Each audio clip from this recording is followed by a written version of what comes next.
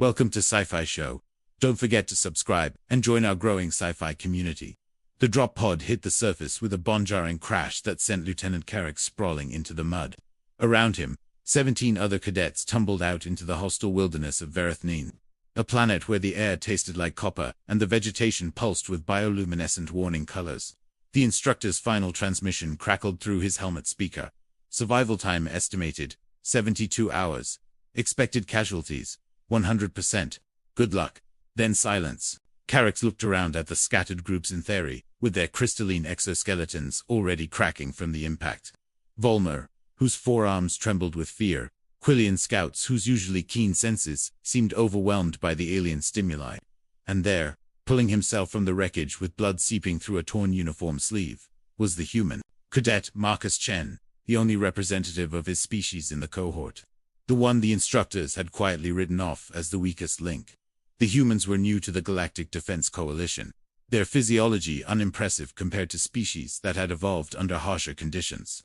Chen carried the lightest equipment loadout, his species regulations preventing him from bearing the heavier gear the others managed easily. Panic spread through the group like wildfire. Ensign Thrak, a massive Korgothi with scales designed for desert worlds, roared about the humidity suffocating him.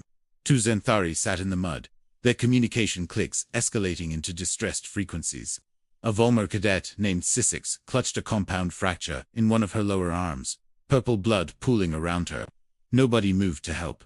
Nobody knew what to do. This was supposed to be a training exercise, but the instructors had made it clear Verethnin didn't care about their ranks or potential. It would kill them all the same. Chen pressed a hand against his bleeding arm and limped toward the center of the chaos. His voice cut through the panic. Not loud, but somehow commanding attention. Everyone stop, right now. Stop moving. Something in his tone made Carrick freeze mid-step. The human's eye swept across the group, assessing, calculating. Sissix needs immediate medical attention, or she'll be dead in an hour. Thrak, your breathing sounds like respiratory distress. You need shade and hydration. The rest of you, form a circle facing outward. We don't know what's watching us. When nobody moved, Chen's voice hardened. I said now. Move or die. Your choice. Carrick found himself obeying before his conscious mind caught up. Something primal in the human's demeanor triggered an instinctive response. Within minutes, Chen had organized a defensive perimeter while he worked on Sissix's arm, using salvaged materials from the drop pod to create a splint with movements that spoke of extensive training. He talked while he worked, his voice steady and calm. This planet wants us dead. The instructors want us to fail. We're going to disappoint them both. But that only happens if you listen to me and trust that I know what I'm doing. Thrak rumbled a challenge. Why should we follow a human? Your species is soft, weak. You can't even carry proper equipment. Chen finished, securing Sissix's splint, and looked up at the Korgothi with eyes that held no fear, only cold determination. Because I've been studying survival tactics since I was 6 years old. Because humans evolved on a death world where everything wanted to eat us, and we still became apex predators. Because right now, I'm the only one thinking instead of panicking. He stood, favoring his injured arm. And because if you want to see your family again, you'll shut up and help me build shelter before nightfall. The first night was hell. Chen organized them into work details, gathering materials, constructing a basic shelter against a cliff face that provided natural protection, establishing watch rotations. He showed them how to weave the tough local vines into rope. How to identify which of the strange fungi were edible based on smell and texture tests he performed on himself first. When Karax protested that the human shouldn't risk poison, Chen just shrugged. Human livers are built different. We can process toxins that would kill most species. Makes me the best test subject we have. He was violently ill twice that night, but found 3 edible food sources. By day 3, they had a functioning camp. Chen had organized morning drills that seemed ridiculous at first: physical training, combat practice with improvised weapons, lessons in tracking and hunting. But Carrick began to understand the method behind it. The routine gave them purpose, structure, hope. Chen's tactical knowledge was encyclopedic, drawn from centuries of human military history. He taught them Terran concepts, overlapping fields of fire, strategic withdrawal, the importance of morale. He made them believe they could survive. The humans' leadership style was unlike anything Carrick had experienced in coalition training.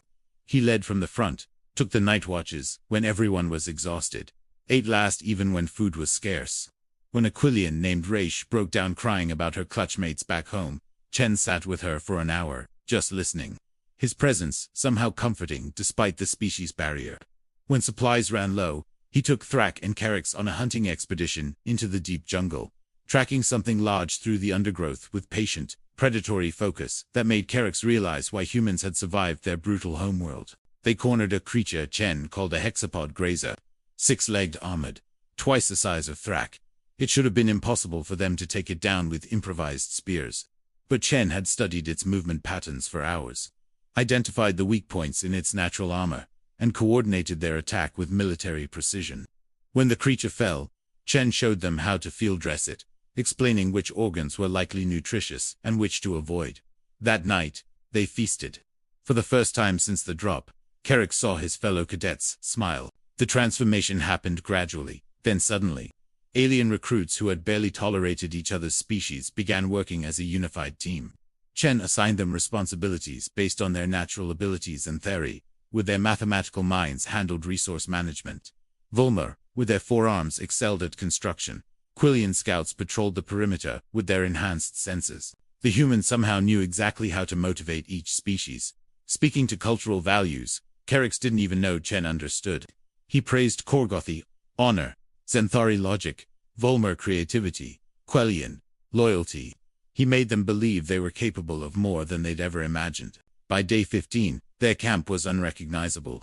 What had been a desperate shelter was now a fortified position with defensive earthworks, elevated lookout posts, and a complex system of traps protecting the approaches. Chen had instituted a training regimen that had them conducting squad-level tactical exercises, using lessons from human military history, something called small unit tactics, that emphasized flexibility and initiative. Carrick found himself thinking like a soldier instead of a scared cadet. His natural Zenthari analytical abilities finally finding proper application under Chen's guidance. The instructor's surveillance drones occasionally buzzed overhead, recording everything. Chen always waved at them with a smile that held a hint of defiance. "They're waiting for us to die," he told the group one evening as they sat around the fire, full from another successful hunt. "They want to use our failure as a lesson about the dangers of multi-species integration, about how we're too different to function as a unit." He looked around at the circle of alien faces, all focused on him. "Let's make sure the only lesson they learn is that they underestimated what we could become together." Around day 20, they faced their first serious external threat. A pack of predators Chen identified as climbing razorbacks, based on their obvious adaptations, attacked during the pre-dawn watch. These creatures were nightmarish, limbed with bony plates and teeth designed to shear through armor. They moved through the trees with terrifying speed and coordination. But Chen's training had prepared the cadets. The perimeter alarms worked perfectly, giving them time to reach defensive positions. The traps funneled the predators into kill zones where concentrated spear fire brought them down. Chen commanded the defense with calm authority, his orders precise and confident. They lost no one. Afterwards, Chen showed them how to harvest the Razorback's armor plates and teeth for better weapons and protection. That battle changed everything. The cadets had faced death together and emerged victorious through teamwork and Chen's leadership. The last remnants of species-based distrust evaporated. They weren't Zenthari, Korgothi, Volmer, Quillian, or human anymore. They were a unit, a family forged in shared adversity. When Thrak formally acknowledged Chen as their commander, using the traditional Korgothi oath of loyalty, the others followed with their own cultural expressions of devotion. Chen accepted with quiet grace, though Carrick noticed the humans' eyes were bright with moisture, apparently a stress response for their species. The final weeks blurred together in a rhythm of survival that had become almost comfortable. They expanded their food sources, improved their fortifications, and continued training daily. Chen taught them human philosophy alongside tactics. Strange concepts like no one left behind and the mission is nothing without the people. He shared stories about human military history, about soldiers who had held impossible positions through brotherhood and determination. Carrick realized that Chen wasn't just keeping them alive, he was building something that would last beyond this planet. Bonds that transcended species barriers. When day 30 arrived, the rescue shuttle descended through Varathnin's turbulent atmosphere right on schedule. The instructors emerged, expecting to recover bodies, maybe one or two survivors at best.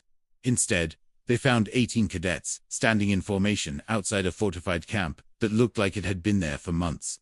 Every single recruit was alive, healthy, and wearing armor crafted from local materials. Their weapons were clean and maintained. Their bearing was military precise. At the front stood the human cadet, scarred and weathered but unbroken, his eyes meeting the instructor's shock with calm satisfaction. Behind him, an impossible sight species that had never cooperated in coalition history, standing unified, looking to Chen with obvious respect and loyalty.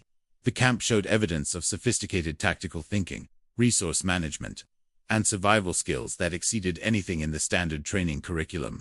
The instructors' recording drones had documented it all, footage that would revolutionize coalition thinking about multi-species integration. Senior instructor Vexral, a grizzled Korgothi veteran who had designed the exercise to prove his theory about incompatible species, approached slowly. His eyes scanned the camp, the cadets, the evidence of what they'd accomplished. When he reached Chen, Vexral executed a formal salute that acknowledged not just rank but genuine respect. "Explain," he said simply. Chen returned the salute. "We survived, sir, together, because that's what soldiers do." His voice carried across the clearing, addressing not just the instructors, but his team behind him. "You gave us a death sentence and expected us to break. Instead, we became something stronger than any of us could have been alone." Carrick's watched the instructors examine their camp in stunned silence, saw them reviewing the drone footage on portable displays, heard their whispered conversations about the implications. The human had done something unprecedented, proven that leadership, determination, and unity could overcome species differences that military analysts had considered insurmountable. Chen had organized them, trained them, fed them, and most importantly, made them believe in themselves and each other.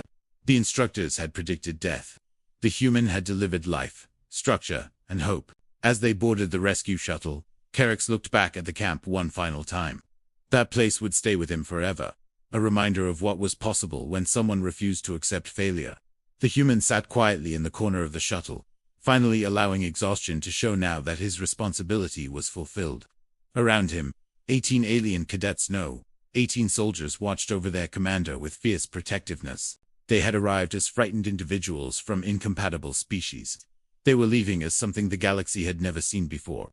A brotherhood forged in fire and led by a human who had taught them all what true strength looked like.